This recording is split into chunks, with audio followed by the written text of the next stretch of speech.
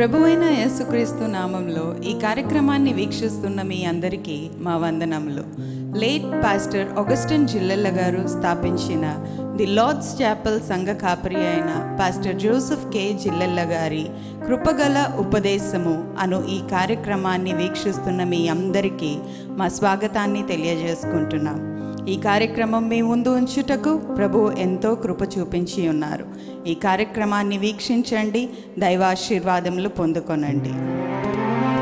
మన ప్రభువును ప్రియరక్షకుడైన యేసుక్రీస్తు వారి ప్రశస్తమైన నామములో ఈ కార్యక్రమాన్ని వీక్షిస్తున్న మీ అందరికీ కూడా మా వందనాలు చెల్లిస్తున్నాను. దేవుడు మిమ్మలను మీ కుటుంబాలను బహుగా దీవించి ఆశీర్వదించునుగాక. వ్యక్తులను కుటుంబాలుగా జత చేసేది దేవుడే. మనం అనుసరించడానికి బైబిల్ గ్రంథంలో అనేక మంది భక్తుల జీవితాలని దేవుడు మన ముందుంచాడు. కుటుంబంలో ఉన్న ప్రతి వ్యక్తికి దేవుడు నిర్దిష్టమైన ఆదేశాలు దేవుడు అనుగ్రహిస్తూ వచ్చాడు. కుటుంబాలు ఒక మంచి పద్ధతిలో కొనసాగించబడాలంటే క్రైస్తవ కుటుంబాలు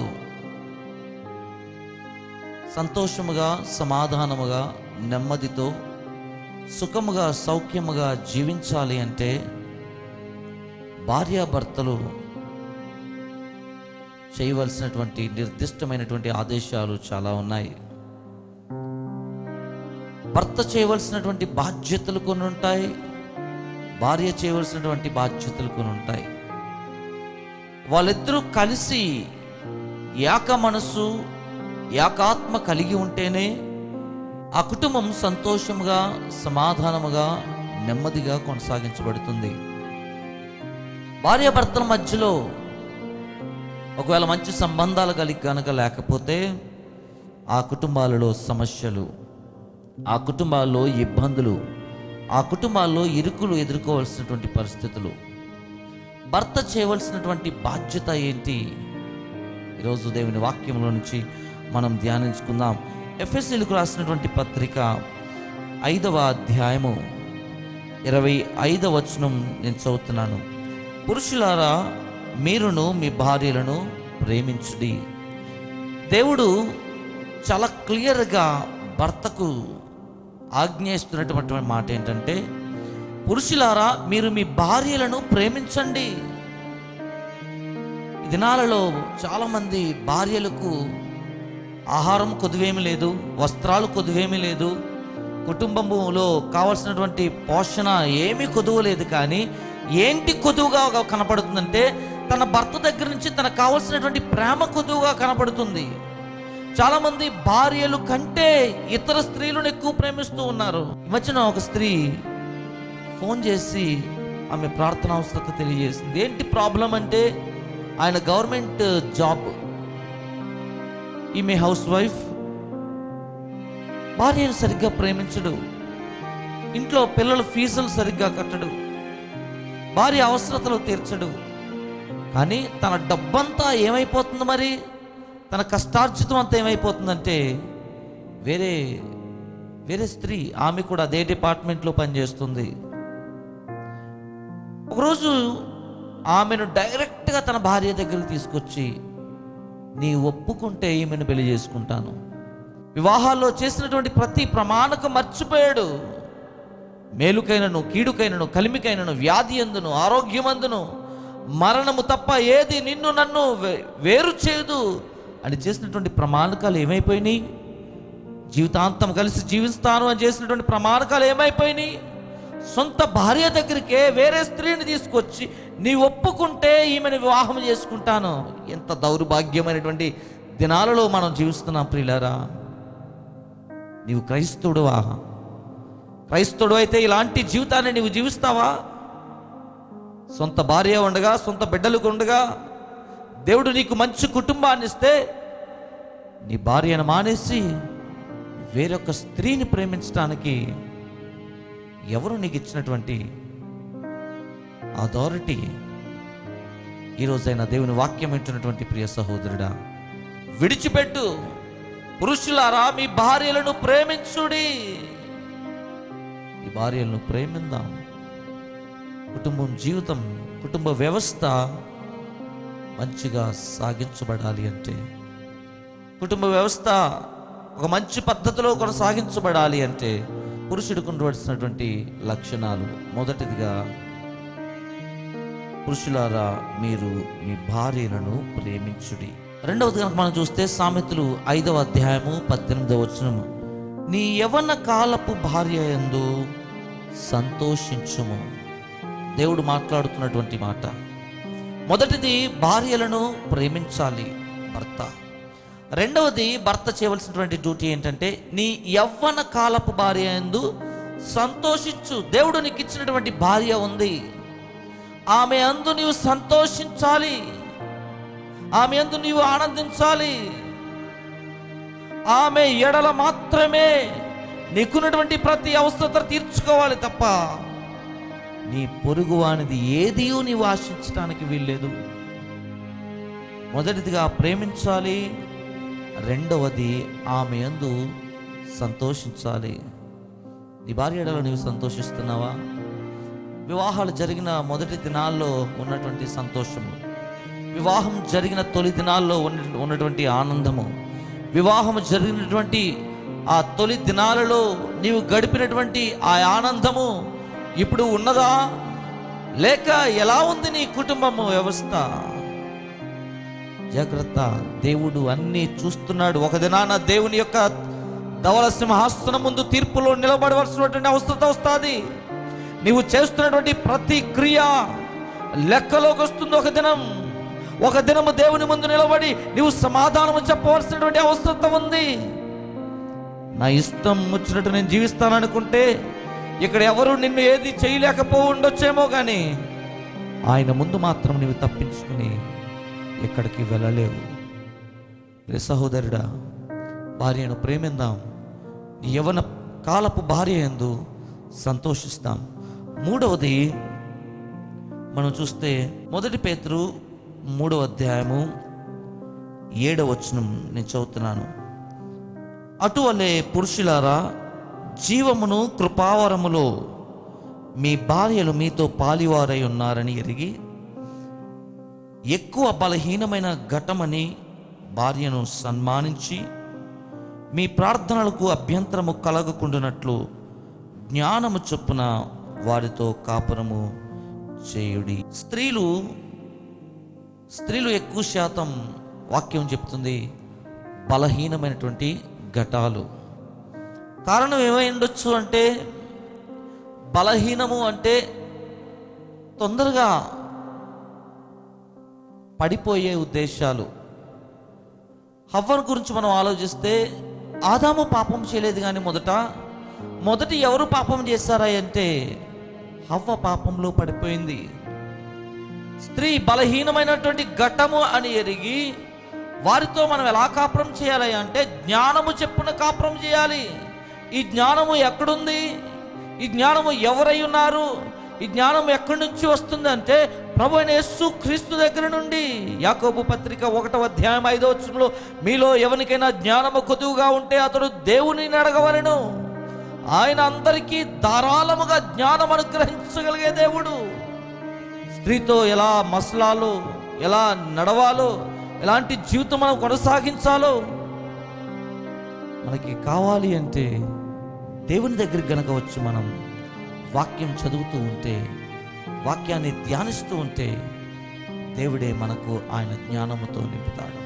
మొదటిది ప్రేమించాలి, రెండవది ఆనందించాలి, మూడవది జ్ఞానము చొప్పున ప్రతి పురుషుడు తన భార్యతో కాపురం చేయాలి. ఒకవేళ నీకు జ్ఞానం కొద్దిగా ఉందా, జ్ఞానం తక్కువగా ఉంటే దేవుని దగ్గరికి వచ్చి ప్రభువా నీవు నా జ్ఞానము నేర్పించు, ఇదిగో నా భార్యతో ఎలా నేను మాట్లాడాలో, నా భార్యతో ఎలా జీవించాలో తగిన జ్ఞానం నాకు ప్రభువా, ఈ భూమి మీద నాకు జ్ఞానము కొద్దుగా ఉందయ్యా, మీ జ్ఞానము దయచేయండి అని దేవుడిని అడిగితే ఆయన అందరికీ ధారాళముగా అనుగ్రహించు దేవుడు. దేవునికి స్తోత్రం కలుగునుగాక. మొదటిగా మనం భార్యలను ప్రేమించాలి, రెండవది భార్య ఎడల ఆనందించాలి, మూడవది జ్ఞానము చొప్పున భార్యతో కాపురం చేయాలి. నాలుగవది ఇదే వచనంలో, మొదటి పేతురు 3వ అధ్యాయం 7వ వచనంలో ఇదే చూస్తే, ఎక్కువ బలహీనమైన ఘట్టమని భార్యను సన్మానించాలి, భార్యను గౌరవించాలి. చాలామంది భర్తలకు భార్యల్ని ఎలా పిలవాలో తెలియదు. చాలామంది భర్తలకు భార్యని ఎలా గౌరవించాలో తెలీదు. చాలామంది మధ్యకాలంలో చాలా కుటుంబాలు చూస్తే కొంతమంది దేవుని సేవకులు సహితం తమ భార్యలను వేధిస్తూ ఉంటారు. భార్యల్ని గౌరవించకుండా, భార్యల్ని సన్మానించకుండా, భార్యతో అమర్యాదగా మాట్లాడటం, భార్యని చాలా నీచంగా చూడటం చాలా కుటుంబాలలో ఇవి చూస్తూ ఉంటున్నాను ప్రియులారా. వాళ్ళని మనం సన్మానించాలని దేవుడు చెప్తున్నాడు. గౌరవించాలి. మన భార్యలు మనతోటి, మనలో ఒక భాగమని మనం ఎరిగి, మనలో నుంచి తీయబడినటువంటి వాళ్ళని ఎరిగి, మనతో కలిసి జీవితాంతము వాళ్ళు కాపురము చేయాలి అంటే మనం గౌరవించుకోవాలి. ఒకరికొకరు గౌరవం కలిగి ఉండాలి, ఒకరికొకరు మర్యాద పుచ్చుకోవాలి, ఒకరికొకరు సన్మానించుకోవాలి. అలాంటి పద్ధతి మనకున్నాయా? అలాంటి పరిస్థితులు మనకున్నాయా? దేవుడు అంటున్నాడు, ఎక్కువ బలహీనమైన ఘటమని ఎరిగి వాళ్ళను సన్మానించాలి. మనం దేవునికి మహిమ కలుగునుగా. మొదటిది భార్యను ప్రేమించాలి. రెండవది భార్య ఎడల, యవ్వన కాలపు భార్య ఎడల సంతోషించాలి. మూడవది జ్ఞానంతో కాపురం చేయాలి. నాలుగవది భార్యలను సన్మానించాలి. ఐదవదికి మనం కనుక ఆలోచిస్తే, ఎఫెసీయులకు రాసిన పత్రిక 5వ అధ్యాయము 31వ వచనాన్ని నేను చదువుతున్నాను. ఈ హేతు చేత పురుషుడు తన తండ్రిని తన తల్లిని విడిచి తన భార్యను హత్తుకొనును, వారిద్దరూ ఏక శరీరమగుదురు. వాళ్ళిద్దరూ ఏక శరీరము. వాస్తవానికి స్త్రీ పురుషులిద్దరూ కూడా ఎప్పటికీ ఏక శరీరం అవ్వలేరు. స్త్రీ వేరు, పురుషుడు వేరు. కానీ ఏక శరీరం అవ్వాలి అంటే వాళ్ళ ఇద్దరు మనస్సులు కలిసిపోవాలి. వాళ్ళ కుటుంబం వివాహం అయిన దినము నుంచి చివరి వరకు, వాళ్ళ ప్రభువుని కలుసుకునే వరకు, లేక మరణం వాళ్ళకు వచ్చే వరకు కలిసి జీవించాలి అంటే వాళ్ళ జీవితాల్లో ఎన్ని ఇబ్బందులు, శోధనలు, ఇరుకులు, వేదనలు, సమస్యలు, బలహీనతలు ఎన్ని వచ్చినా వాళ్ళిద్దరూ చివరి వరకు వాళ్ళ కాపురం కొనసాగించబడాలంటే వాళ్ళలో ఏకత్వం అవసరం. ఇద్దరూ ఒకటిగా ఉండాలి. వాళ్ళ మాటలు, వాళ్ళ పనులు, వాళ్ళ క్రియలు, వాళ్ళ చూపు, ప్రతిదీ కూడా ఒకటిగా ఉంటే వాళ్ళ జీవితం ముందుకి కొనసాగించబడుతుంది. ఏకత్వం లేకపోవటం బట్టి కుటుంబాల్లో సమస్యలు, ఏకత్వం లేకపోవటాన్ని బట్టి కుటుంబంలో ఇరుకులు, ఏకత్వం లేకపోవటాన్ని బట్టే కుటుంబంలో సమస్యలు దినాలలో వస్తూ ఉన్నాయి. మన జీవితాల్లో ఏకత్వాన్ని కలిగి మనం జీవిస్తున్నామా? ఎలా ఉన్నాయి మన జీవితాలు? మన కుటుంబం వ్యవస్థ ఎలాగుంది? దేవుడు నిర్దిష్టమైనటువంటి ఆజ్ఞలు, అనేకమైనటువంటి ఆజ్ఞలు దేవుడు మనకి ఇస్తూ ఉన్నాడు. వాళ్ళిద్దరూ ఏక శరీరము. అవి ఉండాలి అంటే మనస్సులు కలవాలి, చూపులు కలవాలి, మాటలు కలవాలి, పద్ధతులు కలవాలి, అలవాట్లు కలవాలి, తగ్గించుకోవాలి, అడ్జస్ట్ అవ్వాలి. అడ్జస్టబుల్ కనుక మైండ్ లేకపోతే కుటుంబం కొనసాగించబడటం కష్టం ప్రియులారా. ఎవరిలో ఒకరు, అయితే స్త్రీ లేక పురుషుడు, ఇద్దరిలో ఎవరొకరు సమస్యలు వచ్చినప్పుడు తగ్గించబడితే వాళ్ళ జీవితాలు ఏకత్వంతో ముందుకి కొనసాగించబడతాయి. భర్తలు చేయవలసినటువంటి లక్షణం, మొదటగా భార్యలను ప్రేమించాలి. రెండవది భార్య ఎడల సంతోషించాలి. మూడవది భార్య ఎడల జ్ఞానముతో కాపురం చేయాలి. నాలుగవది సన్మానించాలి. ఐదవది ఏకత్వం కలిగి ఉండాలి. ఆరవది కనుక మనం చూసుకుంటే, కొలస్సీలకు రాసిన పత్రిక 3వ అధ్యాయము 19వ వచనాన్ని నేను చదువుతున్నాను. భర్తలారా, మీ భార్యలను ప్రేమించుడి, వారిని నిష్ఠూర పెట్టకుడి. చాలామంది భార్యల దురుసుగా ప్రవర్తిస్తూ ఉంటారు. చాలామంది భార్యలను గౌరవించకుండా, సన్మానించకుండా, ప్రేమ చూపించకుండా చాలా దురుసుగా. నాకు తెలిసిన ఒక ఆయన భార్యకి ఒకవేళ ఏదైనా బలహీనత వస్తే ఏమనేవాడో తెలుసా? మందుల షాప్కి వెళ్ళి మందులు తెచ్చుకుని వేసుకోలేవా? చూడండి, భార్య ఎడల మేలుకైనను, కీడుకైనను, కలిమికైనను, వ్యాధి అందును, ఆరోగ్యం అందును నిన్ను ప్రేమించి సంరక్షిస్తానని అని చేసినటువంటి ప్రమాణకాలు ఏమైపోయినాయి? ఏమంటున్నాడు చూడండి, మందుల షాప్కి వెళ్ళి మందులు తెచ్చుకుని వేసుకోలేవా? ఏంటండి ఈయన చూపిస్తున్నటువంటి ప్రేమ? అదా తన భార్య ఎడల తను చూపిస్తున్నటువంటి ప్రేమ? జాగ్రత్త. ఒకరోజు దేవుడు మధ్యాకాశంలో తీర్పులో నేను నిలబడినప్పుడు ఇవి కూడా వచ్చినాయి అనుకో, ఇంక నీవు ముఖం ఎక్కడ పెట్టుకోవాల్సి వస్తుందో గుర్తుంచుకో. భార్యలను నిష్ఠూరు పెట్టొద్దు. వాళ్ళకు కావలసిన ప్రతి అవసరతను ఎరిగి, వాళ్ళకు కావలసినటువంటి ప్రతి అవసరత తీర్చవలసినటువంటి బాధ్యత ఎవరిది అంటే ప్రతి పురుషునిది. ప్రతి పురుషుడు కష్టపడాలి. కష్టపడి భార్యను పోషించవలసినటువంటి బాధ్యత, కుటుంబాలను పోషించవలసినటువంటి బాధ్యత, బిడ్డలను పోషించవలసినటువంటి బాధ్యత ఎవరిదంటే ప్రతి పురుషుడిది. భార్యలను మిక్కిలి బలహీనమైనటువంటి ఘటాలని ఎరిగి సన్మానిద్దాం. నిష్ఠూర పెట్టకుండా వాళ్ళను చూసుకోవాల్సినటువంటి బాధ్యత పురుషుడిది. మరి స్త్రీ గురించి మనం ఆలోచిస్తే స్త్రీ యొక్క బాధ్యతల గురించి మనం ధ్యానించుకుందాం. ఎఫెసీయులకు రాసిన పత్రిక 5వ అధ్యాయము 22వ వచనాన్ని మనం చూస్తే, స్త్రీలారా ప్రభువునకు వలె మీ సొంత పురుషులకు లోబడి ఉండుడి. దేవునికి స్తోత్రం కలుగునుగాక. దేవుడు అంటున్నాడు, ప్రభువునకు వలె సంఘము దేవునికి ఎలా లోబడుతుందో, సంఘము దేవునికి ఎలా విధేయత కలిగి ఉంటుందో, ప్రతి స్త్రీ తమ సొంత పురుషులకు లోబడి ఉండాలి. ఈ దినాలలో చాలా మంది స్త్రీలు చూస్తే సొంత పురుషులకు ఇవ్వాల్సినటువంటి గౌరవం, సొంత పురుషుడికి తన భర్తకు ఇవ్వాల్సినటువంటి గౌరవం ఇవ్వకుండా ఇతర పురుషులకు వస్తే చాలా గౌరవిస్తూ ఉంటారు. ఒకసారి ఒక హౌస్ ఓపెనింగ్కి వెళ్ళాను. హౌస్ ఓపెనింగ్కి వెళ్తే తన భర్త విదేశాల్లో ఉన్నాడు. హౌస్ ఓపెనింగ్లో దేవుని వాక్యాన్ని మాట్లాడటానికి వెళ్ళాను. అప్పటికే 11 దాటింది. ఏమా టైం అవుతుంది, ఓపెనింగ్ స్టార్ట్ చేద్దామా అంటుంటే, ఉండండి పాస్టర్ గారు, ఒక ఆయన చాలా ఇంపార్టెంట్ రావాలి.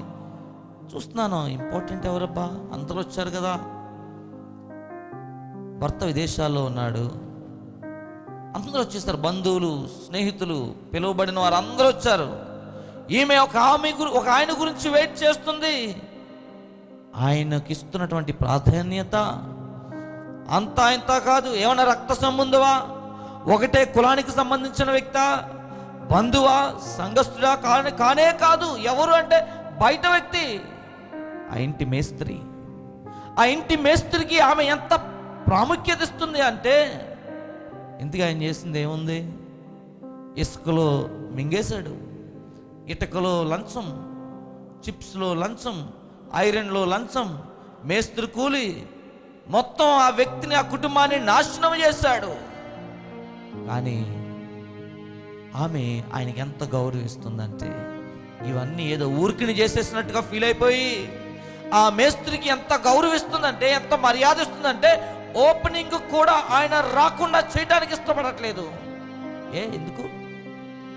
నీ బంధువులు వస్తే నీకు సరిపోదా? నీ భర్త లేడు కదా, నీ సంఘ కాపరి, నీ కుటుంబస్తులు, నీ సంఘస్థులు, నీ బంధువులు వస్తే ఉంటే సరిపోదా? జాగ్రత్త, ఎవరికి ఎక్కువ ప్రాధాన్యత ఇస్తున్నావు నీవు? దేవుని వాక్యం చెప్తుంది,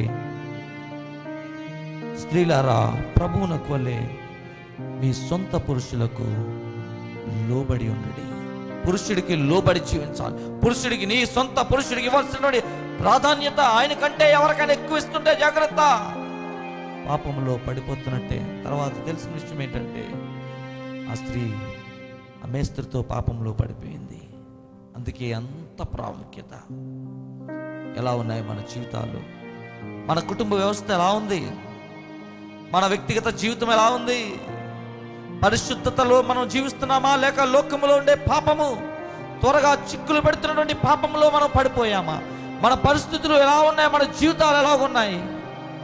ఒకవేళ నీ జీవితం కనుక బాగోకపోతే దేవుని యొక్క తీర్పు ముందు నిలబడినప్పుడు, దోషిగా నిలబడినప్పుడు అక్కడ నుండి తప్పించగలిగే మార్గం మరొకటి ఉండదు.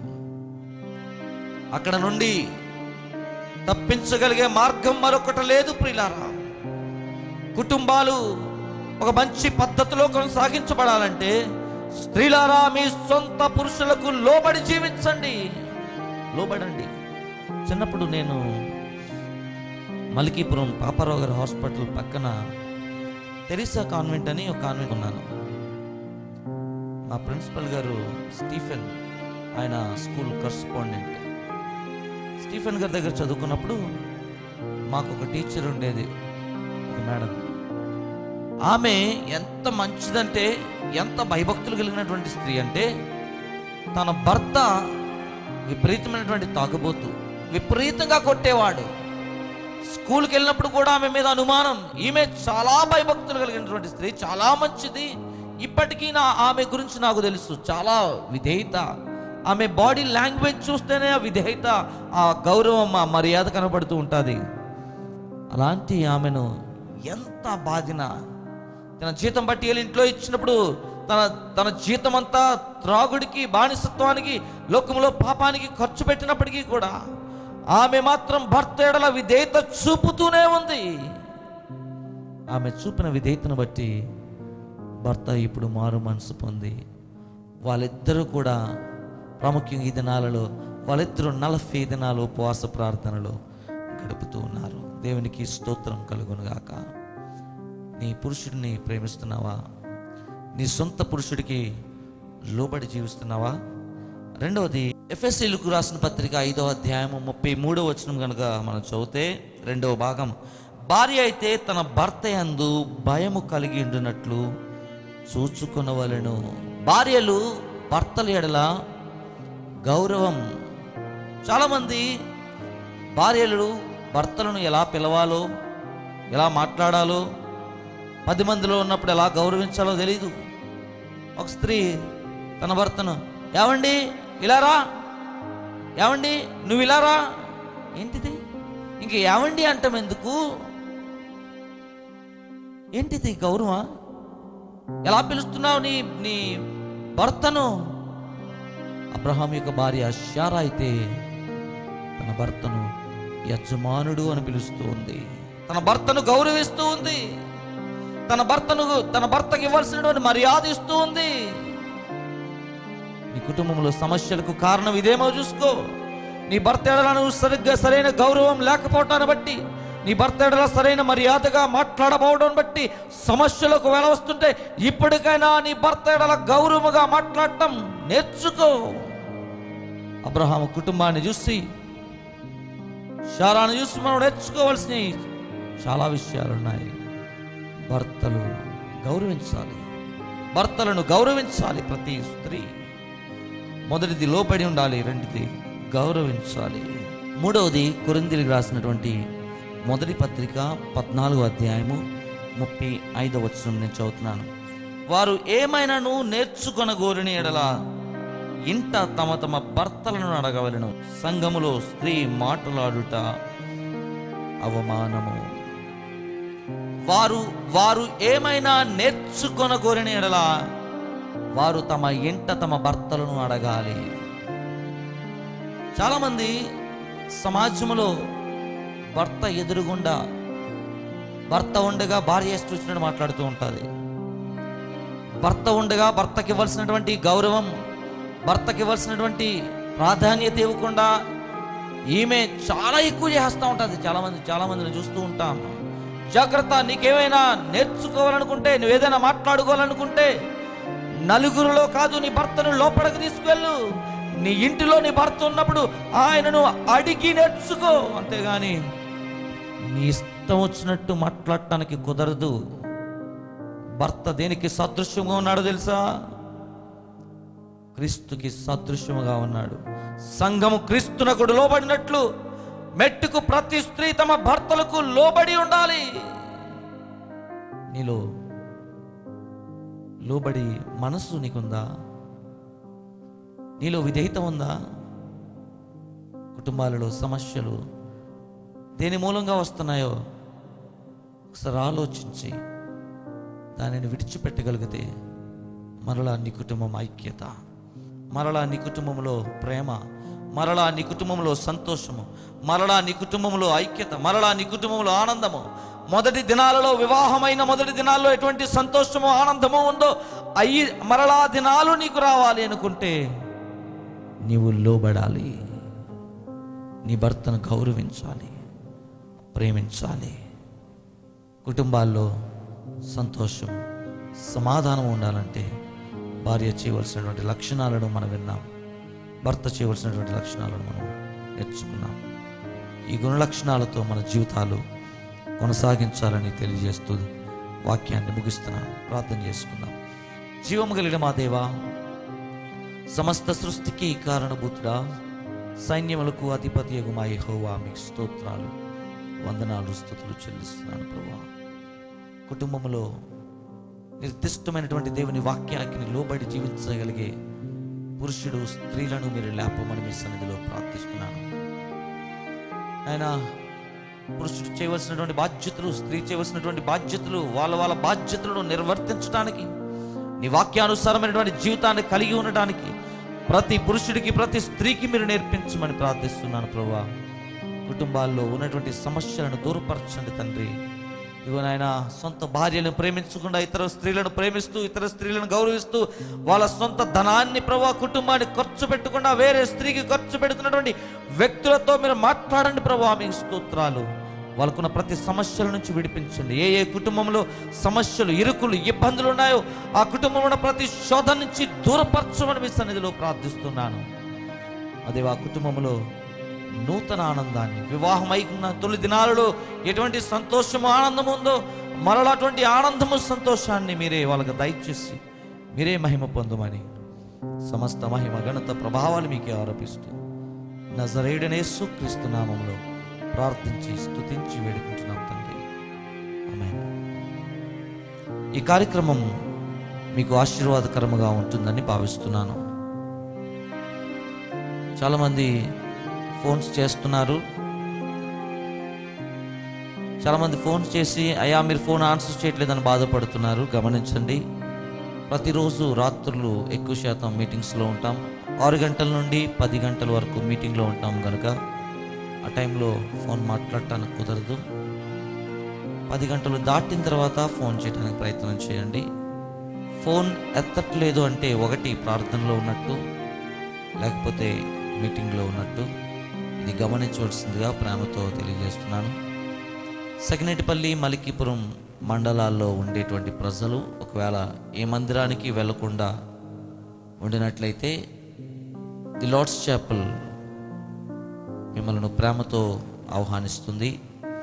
కేశుదాస్ పాలెంలో ఉన్నటువంటి ఈ సంఘం ఆధ్యాత్మికమైనటువంటి పద్ధతిలో నిర్వహించబడుతున్నటువంటి సంఘం. ఇది మంచి స్తుతి, ఆరాధన, మంచి వాక్యం, అంతేకాకుండా దురాత్మల చేత పీడించబడుతున్నటువంటి వ్యక్తులకు ప్రార్థనలు, స్వస్థతల కొరకు ప్రార్థనలు చేయబడతాయి.